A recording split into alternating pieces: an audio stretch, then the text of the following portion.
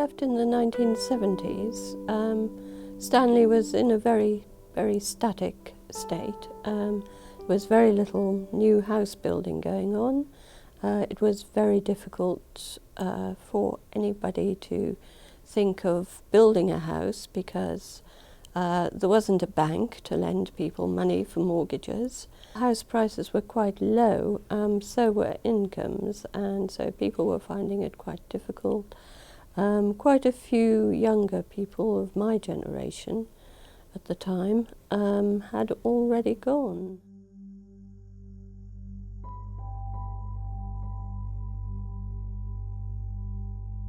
Elsewhere where there's a war, it obviously has terrible consequences, but many wars happen quite a long way away. Here, the war was happening just up the back of your garden in some cases, or just up the road, and you were right in the middle of it. You knew exactly what was happening. You were caught up in it, and sometimes visitors come along and they say, well, where did this war happen then?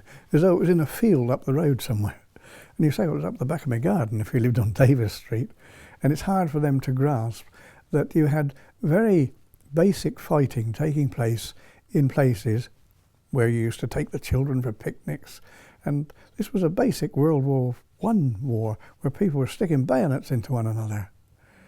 I came back long after the war, and Stanley had changed and grown a lot. And it was noticeably busier and more prosperous, and there'd been a lot of new building. The East Stanley development was well underway. Before, you could just walk down as far as the cemetery, and after that were a few houses. Now, of course, there are many houses, a lot of building and industrial development down that way.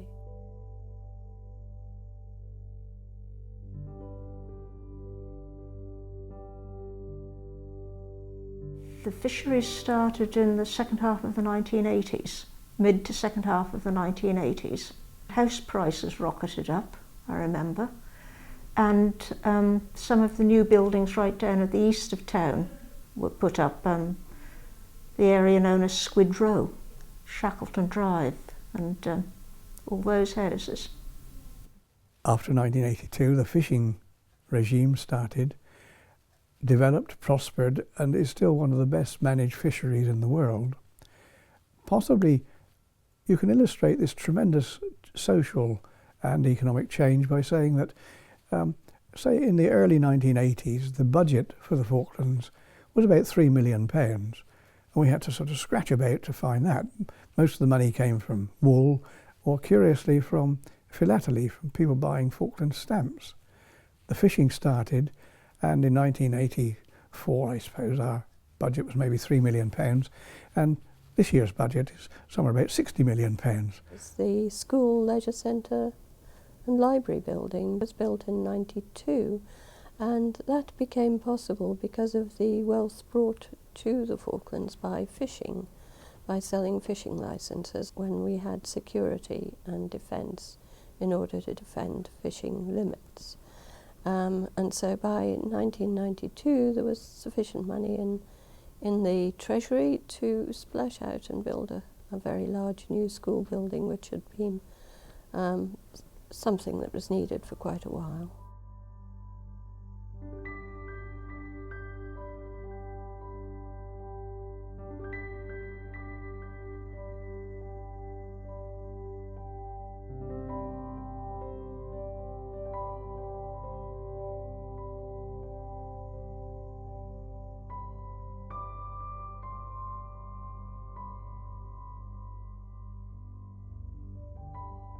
In a slow way, there are people coming from Britain to settle here.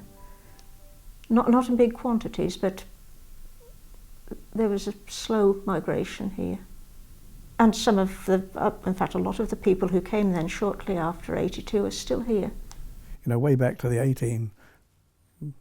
1900s, I suppose, people came out on contract. Even the farm workers, you came out on a 5-year contract as a navvy, and then you got a holiday after 3 years. Even managers used to go home every couple of years, whereas nowadays they can go home twice a year. But after the war in 1982, people came out on contract because we did lack the expertise in many forms of big development. We had to develop this tiny village community into a 21st century business and commercial community, and that was still happening now.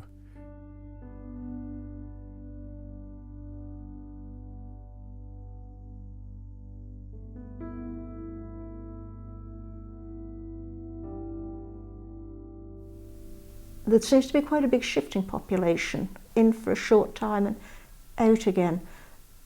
There are far more government departments than there ever were, and the people who work in the bulk of them are contract officers. Mostly they used to live in West Stanley, on the other side of the monument, and that was known as Little Italy, and it was considered to be rather, a step above the average. The logical thing was to go either east or west along the shoreline, rather than building up high because of the weather conditions, which can be less than favourable. There wasn't any public transport. You really wouldn't want to live away down in East Stanley if you didn't have a vehicle.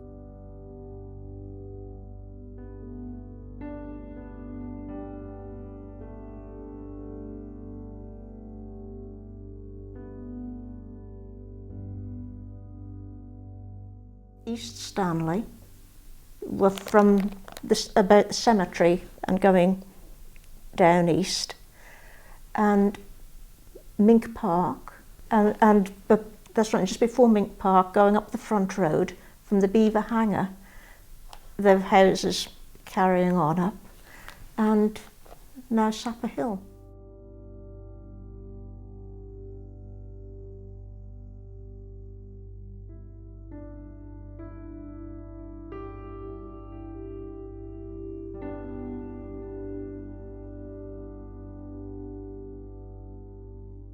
The effects of traffic, that's noticeably a problem now, because the centre of Stanley is set out like an old Victorian town with very narrow streets and very narrow pavements, and now it's reaching crisis point as vehicles become bigger and heavier and more numerous. It's something Stanley is simply not prepared for.